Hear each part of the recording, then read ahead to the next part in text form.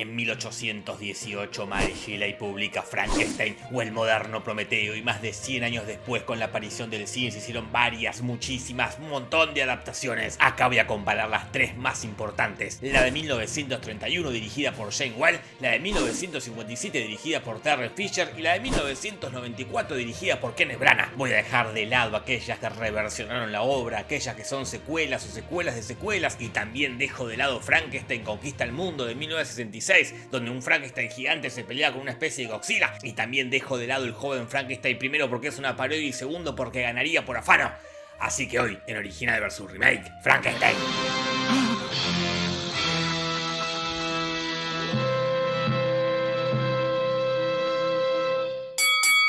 Esta es la historia de Víctor Frankenstein. My name is Victor Frankenstein. Porque sí, el monstruo no se llama Frankenstein, ese es el nombre del creador. El monstruo no tiene nombre. He never gave me a name. Esta es una confusión que viene de años y años y años, y yo creo suponer por qué existe tal confusión. Why? Acá explico por qué hay varios motivos. El primero, mucho antes que los superhéroes, mucho antes que los slasher o incluso mucho antes que los westerns, se habían puesto de moda las películas sobre monstruos. Esto fue en la década del 30 y 40, donde se estrena, por ejemplo, Drácula, que el monstruo se llama Drácula. También se estrena El extraño caso del Dr. Jekyll y Mr. Hyde, donde el monstruo es Mr. Hyde. Se estrena La momia, donde el monstruo es la momia. Se estrena El hombre invisible, donde el monstruo es el hombre invisible. Se estrena King Kong, donde el monstruo es King Kong. Se estrena El hombre lobo, donde el monstruo es el hombre lobo. Es obvio que, siguiendo esa lógica, en Frankenstein se crea que el monstruo se llama Frankenstein. El segundo motivo, las secuelas de Frankenstein, que son muchas, usan el nombre de Frankenstein a pesar de que Víctor no aparece, lo usan para referirse al monstruo. La novia de Frankenstein, el fantasma de Frankenstein, Frankenstein conoce al hombre lobo, Abbott y Costello conocen a Frankenstein, y la Abbott y Costello fue una de las películas más populares de la época y no conocen a Víctor, conocen al monstruo, pero el título dice Frankenstein. Tercer motivo, mucho antes de las adaptaciones cinematográficas, la dramaturga Phoebe Wiblin hizo una adaptación teatral de Frankenstein, la más famosa de todas y la que fue la inspiración para la película de 1931. Y ahí el monstruo se llama Frankenstein. Así que no es culpa nuestra que nos confundamos, y ya a esta altura poco importa. Y encima, para sumar más y más confusión, en este video voy a referirme como Frankenstein al monstruo y como Víctor al creador. Ahora sí, retomo. No, pará, antes el momento en el que te pido que te suscribas. Este momento de mierda. Si quieres pegar una suscribida a este canal y una me gusteada a este video y una compartida, y decime con qué monstruo querés que siga las comparaciones: con Drácula, con el hombre invisible, con el hombre lobo. Ahora sí, retomo. Esta es la historia de Víctor Frankenstein, un científico obsesionado con la creación de vida y por eso termina creando un monstruo a partir de partes de cadáveres. El monstruo se sale de control y termina causando estragos en el pueblo. Voy a comparar primero lo más interesante de comparar, que es el diseño del monstruo. El más fiel al libro y se podría decir que más realista es el de la versión de 1994. Es más cercano a la propuesta, un hombre feo formado por pedazos de otros cuerpos. Después tenemos el de 1957, un punto medio entre lo realista y lo caricaturesco, o sea, y con un color de piel más tirando a un zombie podrido que un muerto. Y finalmente, aunque en realidad fue el primero, está el de 1931, el que no tiene nada que ver con nada, está lejos de ser un tipo reconstruido con partes de cuerpos muertos, y esos tornillos no tienen sentido. Y a pesar de ser en blanco y negro, los pósters siempre lo mostraron verde. ¿Por qué? Porque se me canta el culo. Pero es el más icónico, el que todo el mundo tiene en su imaginario a la hora de pensar en Frankenstein, y eso amerita un punto por quedar en el imaginario. En cuanto al desarrollo del personaje, la del 94 no tiene competencia porque le dedica mucho tiempo a Frankie, cosa que las demás no. Acá te lo muestran solo y triste en las calles, te muestran cómo se encariña con una familia, te muestran que aprende a hablar, y hasta te muestran cómo aprende a filosofar a los 2 días de haber aprendido a hablar. You gave me these emotions, but you didn't tell me how to use them.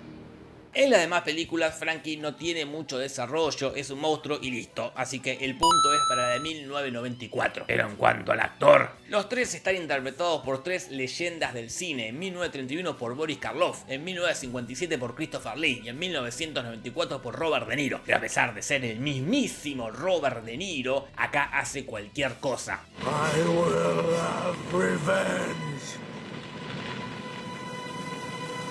Frankenstein. Kenneth Branagh lo hiciste quedar mal a De Niro, ¿estás contento? God forgive me. Christopher Lee no está mal, nunca está mal Christopher Lee. pero es más un zombie que un monstruo. Sit down.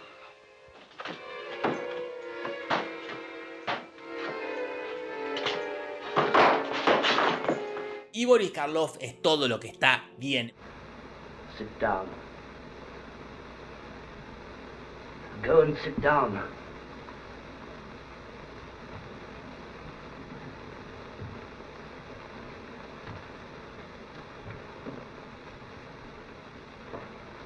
Maneja muy bien el límite entre hombre y zombie y te da mucha pena cuando lo tratan mal.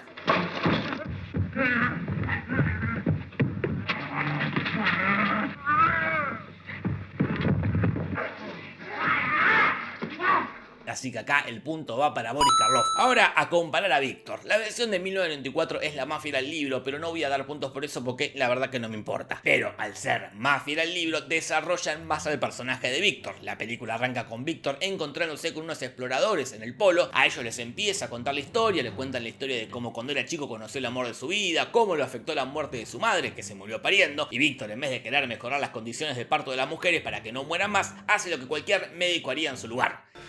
You should never have died. No one need ever die. Sí, tratar de curar la muerte. Y encima después se le muere el mentor, lo que hace que se obsesione más y más.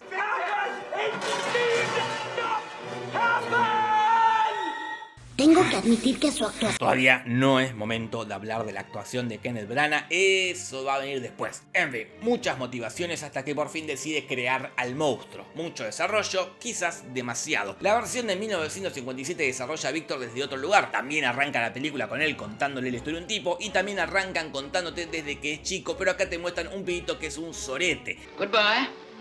Well, goodbye. Su obsesión por crear vida no sale de un trauma personal, sino que es por pura ambición. Y arrancan reviviendo un perrito. Paul, it's alive. Paul, what have you done?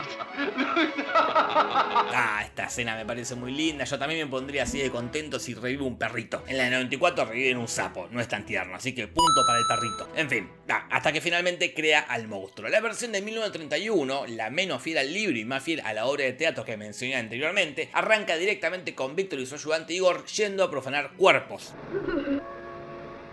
Down. Down, you fool. Víctor acá ya está obsesionado con la vida y con la muerte y no se explica mucho por qué, simplemente lo está. Si bien la del 94 tiene un buen desarrollo, ese desarrollo no genera interés, sobre todo porque Kenneth Branagh actúa como la mierda y encima usa ese recurso de decir frases sueltas mirando a la nada. Raw materials. Raw materials, that's all they are. That's the combination. What have I done? Forever. God forgive me. Recurso que también usa su criatura.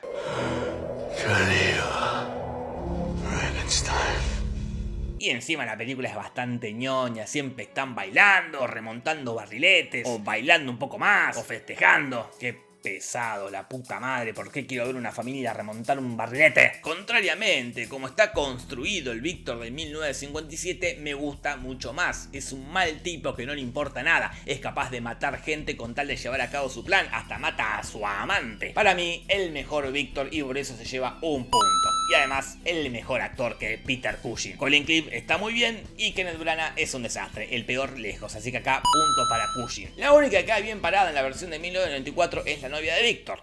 Are you my sister? Bueno, novia, hermana, prima, en el siglo XVIII era todo lo mismo. Acá está interpretado por Helena Bonham Carter, así que se lleva su punto. Felicitaciones, Helena. Y no es que quiera seguir bardeando la versión de 1994, pero es bastante mala. Es la primera versión de Frankenstein que vi en mi vida. Me acuerdo que me la pasaron en el colegio y me re gustó. Pero no sé por qué la pasaron, ni siquiera habíamos leído la novela. ¿Por qué nos pasaron esta versión de Frankenstein en el colegio? Porque se me canta el culo. Pero bueno, entra en mi lista de películas que me pasaron en la escuela y no sé por qué la pasaron. Como Vulcano, ¿no? O La Pasión de Cristo. Supongo que será una costumbre de todos los colegios de todo el continente, así que si vieron alguna película random en la escuela en una materia que nada que ver, díganlo en los comentarios. En fin, cuando la vi me re gustó, ahora que la vuelvo a ver me parece una cagada. Que tenga un inicio tan largo la hace medio aburrida. La del 57 es buena, pero no es una genialidad. La que es una genialidad con todas las letras es la de 1931. Primero principal, el inicio. Arranca de una, sin vueltas, sin preámbulos. Víctor profanando Cuervo para crear a su monstruo, que es realmente lo que queremos ver. Así que por ser ágil se llega a un punto. Aunque en realidad empieza así. So if any of you feel that you do not care to subject your nerves to such a strain, now is your chance to, well, we've warned you. Este recurso no solo me parece simpático, sino que sirvió de inspiración para los capítulos de Noche de Bruja de los Simpsons, así que un punto más. Hay cosas en la televisión que son inapropiadas para los jóvenes, como la siguiente media hora. Pero tengo más motivos para decir que esta película es una genialidad. Incorpora cosas que no están en el libro, pero que se volvieron icónicas, como Igor, el ayudante de Víctor, y eso es un punto. Y además incorpora uno de los momentos más icónicos de la historia del cine. It's alive! It's alive! It's alive! It's alive! Oh, in the name of God! Now I know what it feels like to be God! En la del 57 no hay ninguna escena así, y en la del 94 sí, pero menos épica. It's alive. It's alive. Así que otro punto para la de 1931. Y tan icónica fue esta escena que la referenciaron 1000 veces.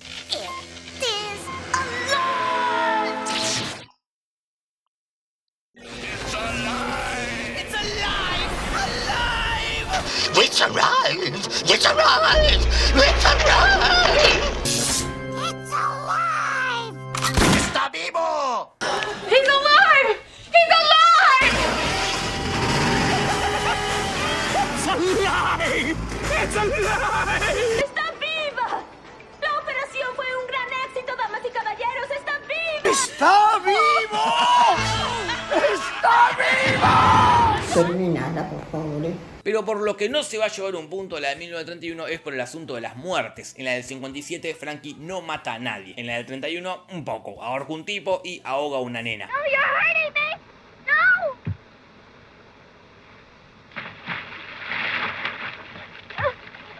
No!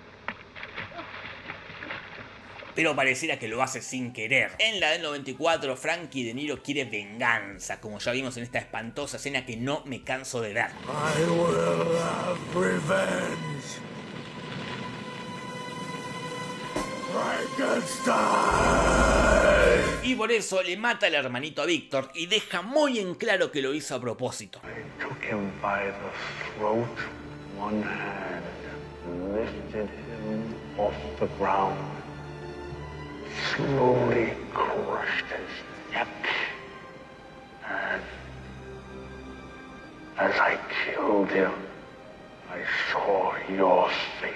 Así que por la crueldad de Frankenstein, la del 94 se lleva otro punto. Ni la del 31 ni la del 57 abarcan la segunda parte del libro. La del 31 lo hace en su secuela, La novia de Frankenstein, pero no cuenta. La del 94 sí. There is something I want. A friend. ¡A friend! ¡Amiga! Frankie quiere una minita para estar más tranquilo y Víctor le promete construirle una, pero después se arrepiente.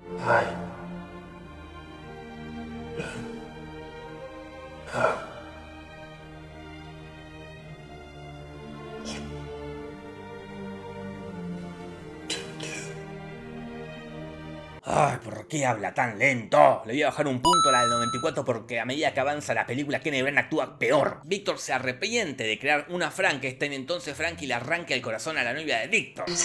Bueno, es lo mismo. Frankie le arranca el corazón. I keep my promises. Ah, qué cruel que es este Frankenstein, por favor. Cuestión que Víctor no aprendió nada y revive a su novia, y acá es donde Kenneth Branagh hace quedar mal a Elena. Kenneth Branagh, le hiciste quedar mal a Elena, ¿estás contento? God forgive me. Y al grito de esta película es una mierda, Elena se prende fuego. Por abarcar esta parte de la historia, la del 94 se lleva un nuevo punto.